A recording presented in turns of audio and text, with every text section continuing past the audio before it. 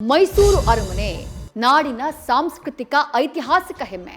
ಆದರೆ ನಿನ್ನೆ ಇದ್ದಕ್ಕಿದ್ದ ಹಾಗೆ ಬಲೂನ್ ಸಿಲಿಂಡರ್ ಬ್ಲಾಸ್ಟ್ ಆಗಿಬಿಟ್ಟಿದೆ.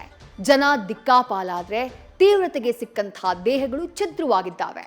ಪ್ಯಾಲೇಸ್ ನೋಡೋಕೆ ಹೋದವರು ಹೆಣವಾಗಿದ್ದಾರೆ. ಘಟನೆ ಬಗ್ಗೆ ಅನುಮಾನಗಳು ಹುಟ್ಟಿದ್ದು ಎನ್ಐಎ ಎಂಟ್ರಿ ಆಗಿದೆ. ಸೀ ಬರ್ಡ್ ಡೆಡ್ಲಿ ಬರ್ಡ್ ಆಯಿತು. ಬಾಲ್ಯ ಸ್ನೇಹಿತೆಯರಾದ ಕ್ಯಾಂಟೀನ್ ಮಂಜಪ್ಪನ ಪುತ್ರಿ ನವ್ಯ, ಕ್ಯಾಶಿಯರ್ ಚಂದ್ರೇಗೌಡನ ಪುತ್ರಿ ಮಾನಸ ಸಾವಿನ ಸವಾರಿಯನ್ನ ಮಾಡಿದ್ದಾರೆ.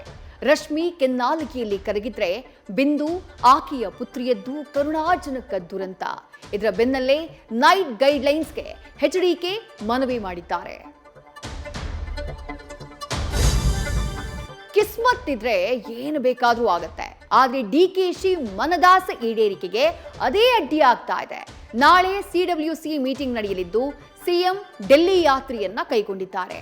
ಪುನರ್ರಚನೆಗೆ ದಾಳವನ್ನ ಉರುಳಿಸಿ ಕ್ಲೈಮ್ಯಾಕ್ಸ್ ಸೀನ್ ಚೇಂಜ್ ಮಾಡೋಕೆ ನಿನ್ನೆ ರಾತ್ರಿ ಜಾರ್ಜ್ ಫಾರ್ಮ್ ಹೌಸ್ನಲ್ಲಿ ಪ್ಲಾನ್ ಆಗಿದೆ.